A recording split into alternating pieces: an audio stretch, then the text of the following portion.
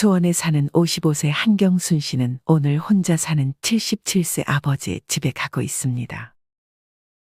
워낙 인적이 드문 곳이라 버스를 타고도 한참을 더 걸어가야 작은 원룸에 사는 아버지의 집을 찾을 수 있었습니다. 한 씨는 초인종을 눌렀지만 아버지는 그 소리를 듣지 못했는지 나와보지 않았습니다. 한 씨는 익숙한 듯 집 비밀번호를 눌러 집 안으로 들어갔습니다.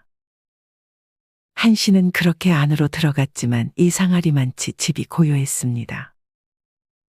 한 씨는 아버지가 화장실에 있을 거라 생각했지만 화장실은 문이 굳게 잠겨 있었습니다. 한 씨는 문을 두드려 아버지를 불렀지만 화장실 안에서는 아무 대답이 없었습니다. 한 씨는 아버지가 안에서 사고를 당했다고 생각해 문 손잡이를 부수려고 집안에 있는 물건들을 찾았습니다. 한 씨가 집안에 있던 소화기로 문을 내리치려던 순간 현관문이 열리는 소리가 들렸습니다. 집 안으로 들어온 사람은 다름 아닌 한 씨의 아버지였습니다. 너 뭐해? 한 씨가 화장실 문을 부수려고 소화기를 내리치려는 장면을 본 아버지가 놀라 물었습니다. 아버지, 어디 갔다 오신 거예요? 화장실 안에서 혹시나 잘못되신 줄 알고 놀랬잖아요. 그래서 화장실 문을 부시려고 한 거야. 그럼 어떡해요? 근데 이 문은 고장났어요? 고장난 지 좀 됐어. 말씀을 하시죠. 요 앞에 화장실 쓰면 돼. 당장 사람 불러드릴게요. 그건 그렇고 어디 갔다 오신 거예요? 심심해서 요 앞에 돌아다니면서 박스 좀 주웠어. 아직도 폐지 줍고 다니시는 거예요? 이제는 그냥 좀 쉬시라니까. 나 아직 건강해. 운동도 되고 소소하게 용돈 벌이도 되고. 한 씨는 남편과 사별하고 두 아들도 독립을 했기 때문에 아버지에게 자신의 집으로 와서 같이 살자고 했습니다. 하지만 한 씨의 아버지는 그런 딸의 제안을 거절했습니다. 괜히 자식에게 짐이 되기 싫고 혼자서도 잘 살 수 있다고 자신했기 때문이었습니다. 한 씨의 아버지는 심지어 한 씨가 주는 용돈을 받으려고 하지도 않았습니다. 여기 10만 원 놓고 갈게요. 나 돈 충분해. 너 맛있는 거 사 먹어. 근데 무슨 일 있어? 원래 주말에만 오는데 웬일로 평일에 왔어? 한 씨의 아버지는 딸이 오던 날에 오지 않고 다른 날에 오자 의아한 마음에 물었습니다. 그게 그냥 요새 자꾸 불행하다는 생각이 들어서요. 그러다 보니 소비를 하게 되고 그렇게 소비를 해도 마음은 안 채워지는 악순환이 반복되는 것 같아요. 모아놓은 돈들도 줄어들기만 하고 그러면 또 불안감이 몰려오고 나이 들면 아무래도 돈이 중요하잖아요. 근데 어떤 소비를 줄여야 할지를 모르겠어요. 그럼 사람을 잘못 찾아온 것 같은데. 이 아빠가 지금 왜 이렇게 살고 있는지 너는 알잖아. 한 씨의 아버지는 사실 이전까지 꽤나 좋은 직장에 다니면서 후배들에게 존경받는 상사였습니다. 한 씨는 아내가 세상을 떠나기 전까지도 아내와 주변 사람들이 부러워할 만한 삶을 살고 있었습니다. 한 씨의 아버지는 퇴직을 하고 골프 등의 취미 생활을 즐겼습니다. 그리고 퇴직금을 목돈으로 한 번에 받아 막내 아들의 결혼 비용으로 사용했습니다.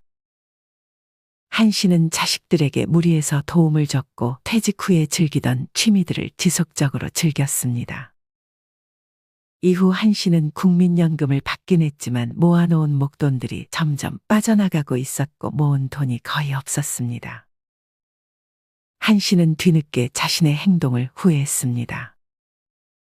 하지만 그것을 깨달았을 때는 너무 늦은 때였고 그맘쯤 아내의 건강마저 악화되어 세상을 떠나게 되면서 비참한 노후를 피할 수 없었습니다. 한 씨의 아버지가 무리해서 지원해준 막내 아들은 지원을 받고 나서 아버지를 잘 찾아오지 않았고 한 씨의 다른 동생들도 아버지가 막내 아들만 잘해줬다는 이유로 한 씨와 연을 끊은 상태였습니다. 한 씨만이 유일하게 아버지와 연을 이어가고 있었습니다. 그래서 아버지처럼 후회하기 싫어서 이렇게 찾아온 거예요. 나를 불행하게 만드는 소비라. 몇 가지가 생각이 나긴 하네. 제일 먼저 생각나는 건 취미 활동에 지나치게 많은 지출을 했다는 거야. 취미 활동이요? 그래도 나이 들면 취미 활동 하나쯤은 가지는 게 좋지 않아요? 그렇긴 하지. 문제는 돈이 많이 나가는 취미에 꽂히면 그때부터 주머니에서 돈이 줄줄 새는 거지. 한씨 아버지의 취미는 사진 찍기와 술이었습니다. 하긴, 아버지가 엄마랑 그것 때문에 많이 싸우긴 하셨죠. 카메라도 자주 바꾸셨잖아요. 찍다 보니 아쉬운 점들이 생기고 또 욕심이 생겨서 더 비싼 것들을 찾게 되는 거지. 아버지 골프도 치셨었잖아요. 맞아. 골프도 한 번 치면 몇십만 원 깨지는 건 기본이었어. 하지만 제일 아까운 소비는 아무래도 술이었던 것 같아. 한씨의 아버지가 말한 나를 불행하게 하는 소비 첫 번째는 돈이 많이 나가는 취미 활동, 그 중에는 술도 포함되어 있었습니다. 한씨의 아버지는 술 중에서도 와인을 좋아했습니다. 한씨의 아버지는 와인 관련 모임에 항상 참여해서 밥을 먹었는데 한 끼를 먹을 때마다 1인당 7만 원에서 8만 원 정도를 지출했습니다. 거의 일주일에 한 번씩 만나는 모임이었고 게다가 혼자서 술을 즐기는 날도 많았던 데다 친구들과 또 따로 술을 마시는 걸 즐겼으니 이제껏 술을 마시며 쓴 지출이 상당했습니다. 한씨의 아버지는 또한 술이 세서 한두 병을 마시고는 취하지도 않았습니다. 적게 마시고 취하는 사람들이 이 아빠는 참 부러웠지. 너도 술 좋아하잖아. 삼겹살에 소주나 치킨에 시원한 맥주, 등산 갔다가 하산해서 먹는 파전이랑 막걸리는 정말 최고잖아요. 기분 꿀꿀할 때나 외로울 때 한 잔 마시면서 좋아하는 음악 들으면 또 얼마나 위로가 되는데요. 그 정도는 괜찮은 것 같아. 다만 어디 밖에서 마시거나 친구들이랑 마시는 것만 줄이면 돼.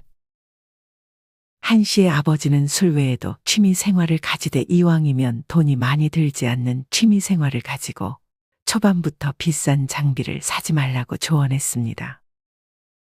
한씨 아버지의 말처럼 사실 취미를 시작하기에 앞서 고급 장비부터 구매하는 분들이 계십니다. 하지만 한 달도 되지 않아 그 취미가 질려버려서 비싸게 산 장비들을 그냥 창고에 고이 모셔놓는 분들도 많습니다. 어떤 취미를 시작할 때는 저렴하게 장비를 구하고 적어도 3개월은 해본 후 내가 계속 이 취미를 할 수 있을 것 같을 때 장비를 아주 조금씩 업그레이드 하는 것이 좋은 것 같습니다. 사실 제일 피해야 할 취미는 무언가를 수집하는 취미인 것 같습니다. 예를 들어 컵을 수집하거나 피규어, 음반, 값비싼 와인 등이 해당할 수 있습니다. 만약 이런 물건들을 위해 수납장을 따로 마련한다면 또 그곳을 채우기 위해 불필요한 것들을 마구 구매하게 될 것입니다. 물론 나중에 내가 또 비싸게 팔 수 있는 물건들이라면 투자라고 생각할 수도 있지만 대개는 그런 것까지는 고려하지 않을 것입니다. 또한 이런 소비가 습관이 되어버리면 정말 돈이 빠져나가는 건 한순간입니다.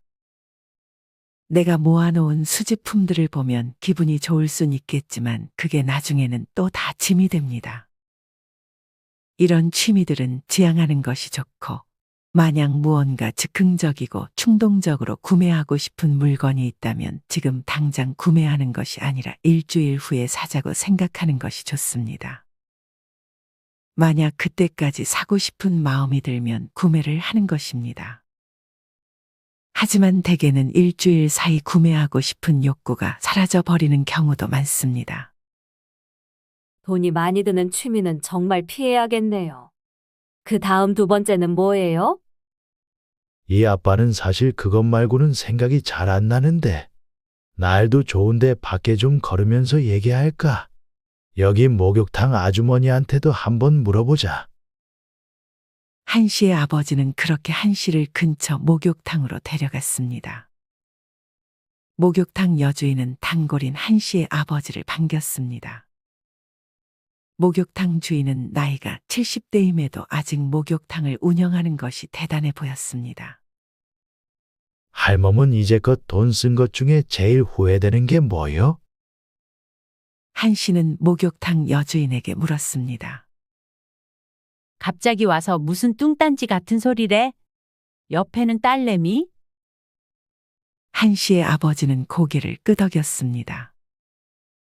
돈 쓴 것 중에 후회되는 거라. 지금 생각해보면 남들에게 잘 보이려고 했던 소비가 제일 후회되지. 나를 불행하게 만드는 소비 두 번째는 바로 남을 의식한 소비입니다. 목욕탕 여주인은 머리하는 데 드는 돈과 피부과에 쓴 돈을 합하면 집도 한 채 샀을 거라고 과장해서 말을 하기도 했습니다. TV에 함익병 원장님이 나와서 피부에 돈 쓰지 말고 자외선 차단제를 바르라고 하더라.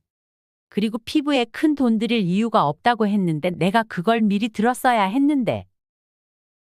목욕탕 여주인은 조금 더 어려 보이기 위해 눈 밑 지방 재배치 시술을 받기도 했습니다. 하지만 마음에 들지 않아 과도하게 시술을 하게 됐고 이후에 눈매와 인상이 날카로워져서 후회를 했습니다. 얼굴에 칼을 대는 순간 평생 지워지지 않을 흉터까지 남게 됐습니다. 이뿐 아니라 명품에 지나치게 집착을 한 것도 후회했습니다. 물론 나이 들어 외모를 가꾸는 것은 중요합니다. 하지만 이는 자연스럽게 보이고 깔끔하면 되는 것이지. 한 살이라도 어려 보이기 위해 지나치게 시술을 받고 명품으로 치장하는 것은 오히려 더 추해 보이기도 합니다. 물론 명품도 하나 정도는 있는 것은 괜찮지만 여러 개를 욕심내고 지인들에게 꼴리지 않기 위해 구매하는 것은 절대 바람직하지 않습니다. 이렇게 남을 의식해서 하는 소비는 사실 내 마음에 허영심이 가득 차 있는 것이 원인일 수 있습니다. 허영심의 사전적 의미는 자기의 분수에 넘치고 실속이 없이 겉을 화려하게 꾸미려는 마음입니다. 이런 소비를 하기 전에는 항상 내가 다른 사람들의 시선을 너무 의식하는 것은 아닌지 고민해 보는 것이 필요합니다.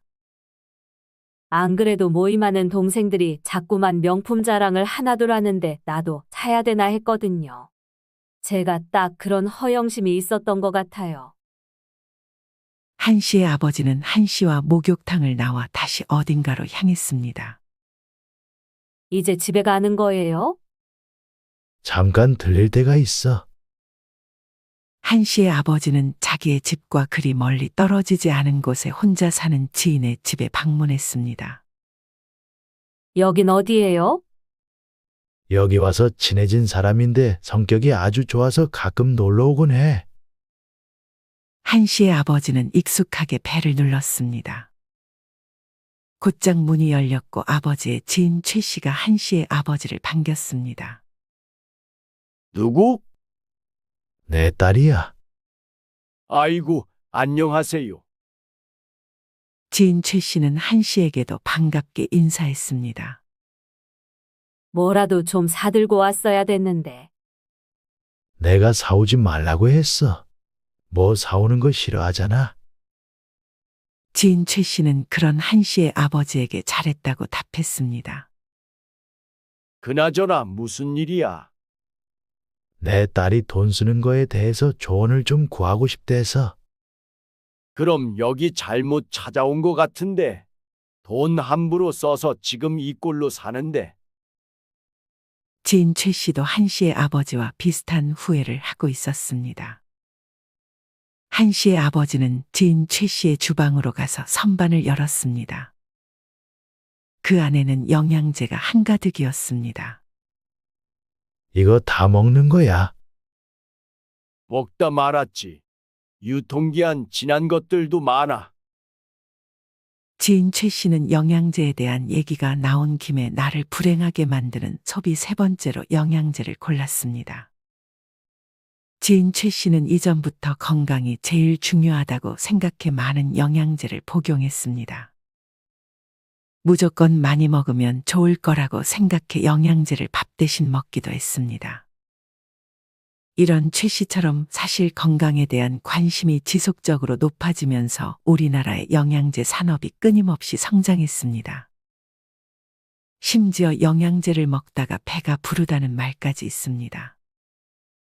실제로 질병관리청에 의하면 2020년 기준 국민 전체 중 약 45%가 영양제를 섭취하고 있으며 이 중 절반 이상이 2개 이상의 영양제를, 50에서 64세는 30% 이상이 3개 이상 제품을 동시에 복용하고 있다고 합니다. 사실 영양제는 우리가 일상적으로 먹는 식사에서 어쩔 수 없는 부족한 영양소를 보충하는 용도로 먹었을 때는 건강에 도움을 줄 수 있습니다. 하지만 영양제도 과하게 섭취하면 건강에 좋지 않은 영향을 미칠 수 있습니다. 특히나 비타민 A의 경우 과다 섭취하게 되면 오히려 골절과 같은 위험에 간조식 손상, 지방간, 골격 약화 등의 부작용이 나타날 수 있습니다. 추가로 종합 비타민을 매일 먹은 사람의 사망 확률이 더 높다는 연구 결과도 있었습니다.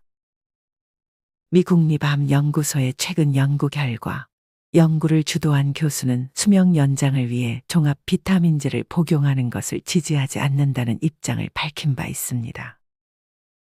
이 연구는 20년 이상 추적 관찰된 성인 약 39만 명을 대상으로 이뤄졌는데 참가자의 평균 나이는 61.5세였고 만성 질환 병력이 없는 대체로 건강한 사람들이었습니다.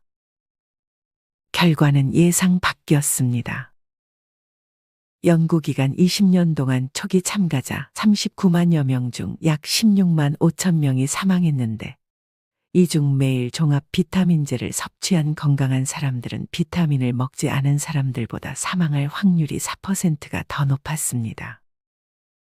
이는 즉 매일 종합 비타민제를 섭취해도 심장병이나 암과 같은 다른 질환으로 인한 사망 위험을 줄일 수 있다는 아무런 증거도 발견하지 못했을 뿐 아니라 이 실험을 한 연구자들은 비타민, 미네랄 같은 영양제의 유행에 동참해 돈을 낭비하지 말라는 경고까지 했습니다.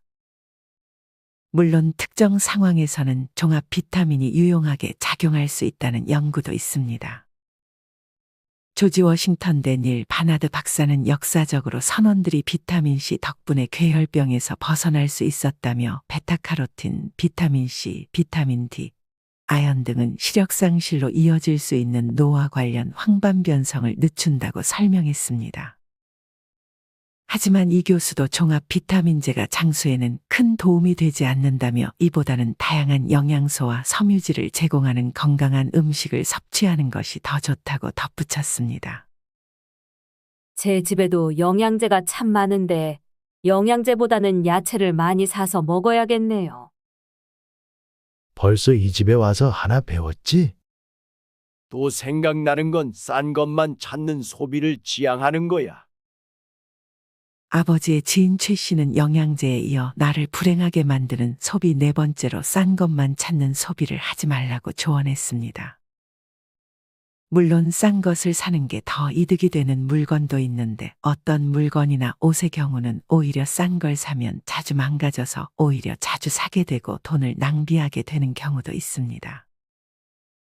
지인 최 씨의 말대로 5년 이상 쓸 제품이나 옷의 경우는 조금 비싼 것을 사는 것이 오히려 고장으로 인한 수리비도 아끼고 망가지면 새로 구입을 하지 않아도 돼서 절약이 되는 경우가 있습니다. 기본적으로 신발의 경우에도 조금 가격이 있는 신발이 아무래도 잘 뜯어지지도 않고 오래가기도 합니다. 프라이팬의 경우에도 너무 싼 것보다는 좋은 코팅의 프라이팬을 사용하는 것이 좋습니다. 너무 저렴한 프라이팬은 몇 번 사용하지도 않았는데 금방 코팅이 벗겨지고 검게 변해버리는 경우도 많아 자주 바꾸게 됩니다. 물론 비싸다고 다 좋은 건 아닐 수도 있습니다. 어떤 물건의 경우에는 비싼 물건을 하나 사는 것보다 싼 걸로 쓰면서 자주 바꿔주는 게 더 나은 경우도 있습니다. 또 어떤 분은 구두가 비싸다고 뒷굽 안 갈아야 되는 것도 아니고 어디 긁히거나 찍히는 건 다 똑같다며 그냥 저렴한 구두를 사는 것이 좋다고 했습니다. 저렴한 신발이 더 편하고 자기에게 맞는다는 분들도 많이 계셨습니다. 이렇듯 무조건 비싸다고 좋은 건 아닙니다. 하지만 만약 내가 어떤 제품을 샀는데 너무 자주 바꿔야 해서 스트레스를 받고 오히려 더 돈이 많이 나가는 것 같다면 그 제품만큼은 조금 좋은 브랜드의 제품을 찾아보는 것이 좋을 수 있습니다. 이건 좀 내 치부이기도 한데 제일 중요한 거 하나 말해줄게. 뭐예요? 지인 최 씨의 말에 한 씨는 귀를 쫑긋 기울였습니다. 절대 뉴스에서 부동산이 오른다, 주식이 오른다는 얘기가 나올 때는 그걸 사지 않는 게 좋아. 지인 최 씨는 투자에 대한 얘기를 꺼냈습니다. 고점에 사서 저점에 팔지 말라는 얘기야. 지인 최 씨는 이전에 뉴스에서 부동산이 많이 올랐다는 소리를 듣고 부동산을 샀는데 이후 빠르게 부동산 가격이 하락해 반토막이 난 경험이 있다고 말해줬습니다.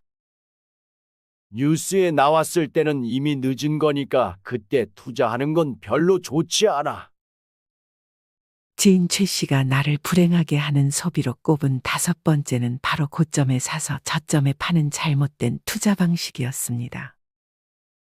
항상 내가 사면 떨어지고 내가 팔면 오르는 경우는 투자를 해본 분들이라면 누구나 경험을 해봤을 것입니다.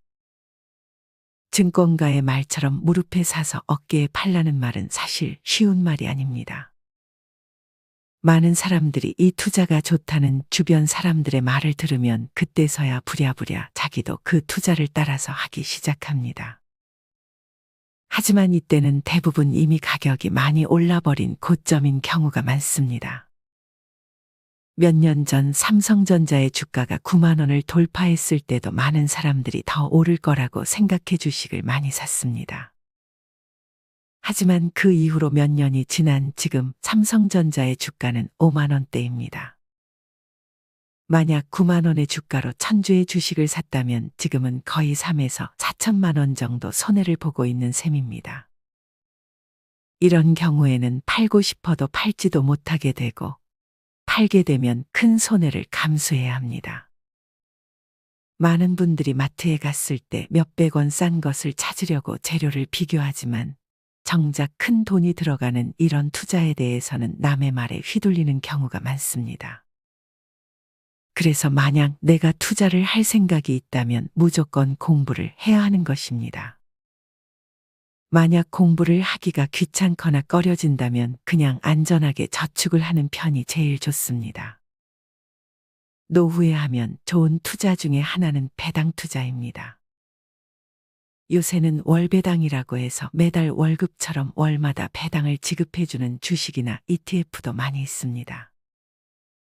저도 비교적 안전한 월배당 주식 종목이나 ETF에 투자를 하고 있습니다. 이에 대해 궁금하신 분들은 유튜브에 월배당 ETF 혹은 배당주 투자라고 검색해 보신 후에 공부해 보면 좋을 것 같습니다. 모든 투자가 마찬가지겠지만 절대로 처음부터 큰 돈을 들여서 하면 안 됩니다. 처음에는 아주 소량의 돈으로만 투자를 해보면서 주식은 이렇게 하는 거구나 하는 정도로만 해보는 것이 좋습니다. 이렇듯 노후에는 시세 차익을 노리기보다는 안전한 배당주 투자를 선호하는 분들이 많습니다. 이 경우에도 너무 많은 배당금을 주는 경우에는 그만큼 위험성이 있는 상품이기 때문에 지양하는 것이 좋습니다. 이 영상을 보시는 분들 모두가 투자 공부를 꾸준히 해서 내 돈을 안전하게 지키면서 적당한 배당금을 받아서 노후를 즐기셨으면 좋겠습니다. 투자는 생각도 안 하고 있었는데 배당금이라는 말이 참 매력적이네요. 그리고 아직 아들들이 대학생이라고 했지. 그럼 나 같은 후회는 절대 하지 마. 지인 최 씨는 마지막으로 나를 불행하게 만드는 소비로 자식들의 교육비를 뽑았습니다. 지인 최 씨도 자식들을 위해 젊은 시절 상당한 돈을 썼습니다. 하지만 지금 최 씨의 자식들은 최 씨와 마찬가지로 힘겹게 살아가고 있습니다. 최 씨는 교육비를 줄여야 한다는 걸 알면서도 자식들을 위해 점점 더 많은 교육비를 썼다며 후회했습니다. 지난 12일 통계청이 발표한 2024년 사회조사 결과를 보면 자녀 교육비가 가정 경제에 부담이 된다고 응답한 가구의 비중이 60.9%나 된다고 합니다. 자녀 교육비 부담 요인으로는 학교 납입금의 교육비가 71.9%로 가장 높게 나타났습니다. 중고등학교 자녀가 주로 있는 30에서 50대의 경우는 사교육비 등의 학교 납입금의 교육비를 부담스러워했고, 대학생, 대학원생 자녀가 주로 있는 60세 이상의 가구에서는 학교 납입금에 대한 부담이 높게 나왔습니다. 이처럼 60세가 넘어서까지도 자녀들의 교육비로 많은 돈을 지출하는 것이 현실입니다. 많은 분들이 자신의 노후 준비보다는 자식들의 교육에 더 많은 지출을 합니다. 그렇게 60대까지 자식들을 위해 돈을 쓰다가 이제 돈을 좀 모아보려고 하면 퇴직을 해야 하거나 건강을 잃는 경우도 많습니다. 특히나 자식들의 교육비를 지출하는 가장 큰 이유는 주변 학부모들과의 비교에서 오는 경우도 많습니다. 옆집 누구는 이 학원을 다니는데 왠지 자기는 안 보내주면 안 될 것 같은 마음이 들기 때문입니다. 학원뿐 아니라 수영이 공부하는데 많은 도움이 된다고 하면 또 안 보낼 수 없으니 수영 레슨까지 보내주는 경우도 있습니다. 물론 부모로서 다 해주고픈 마음이야 이해하지만 너무 무리하여 교육비를 지원해주는 것은 현명하지 못한 것 같습니다. 아예 안 해주는 건 힘들 수 있으니 적당히 수입에 맞게 보내주는 지혜가 필요할 것입니다. 그리고 만약 아이가 학원 다니는 것을 간절히 원한다면 일찍이 학원을 보내주는 대신 이후에 결혼 비용이나 결혼할 때의 지원은 해주지 못할 것 같다고 미리 대화를 하는 것이 좋습니다. 부모 자식 간에도 이런 약속을 한다면 나중에 뒷말이 나올 일도 없고 부모님들의 노후 자금도 잘 지킬 수 있게 되는 것입니다. 한 씨는 그런 최 씨의 말에 귀를 기울였습니다. 한 씨의 아들은 대학원에 진학하겠다는 말을 한 씨에게 꺼냈고, 한 씨는 아들을 지원해 줘야 하나 고민하고 있었습니다. 한 씨는 최 씨의 조언대로 아들에게 해야 할 말들을 정리했습니다. 한 씨는 연신 최 씨에게 고맙다고 말하며 아버지와 최 씨의 집을 빠져나왔습니다. 오늘 얘기가 좀 도움이 됐어? 네, 많이 도움됐어요. 한 씨의 아버지는 한 씨를 버스 정류장까지 데려다 줬습니다. 추운데 얼른 들어가세요. 한 씨는 아버지와 인사 후 버스 안에서 오늘 배웠던 내용들을 정리했습니다. 나를 불행하게 만드는 소비 첫 번째는 돈이 많이 드는 비싼 취미 활동, 둘째는 남에게 잘 보이기 위한 소비, 셋째는 과도한 영양제 구매, 넷째는 싼 것만 찾는 소비, 다섯째는 고점에 사서 저점에 파는 잘못된 투자, 마지막 여섯째는 자식들의 교육비였습니다. 여러분은 이 6가지 중에 공감 가는 것이 있으신가요? 만약 이 6가지의 소비 습관 중 내가 고쳐야 할 소비 습관이 있다면 그 부분에 대해서 한 번쯤 고민해보는 시간을 가져보시면 좋을 것 같습니다. 이상으로 오늘의 영상을 마치겠습니다. 우리 모든 구독자분들의 행복한 여생을 응원합니다. 다음에 더 좋은 내용으로 찾아뵙겠습니다. 감사합니다.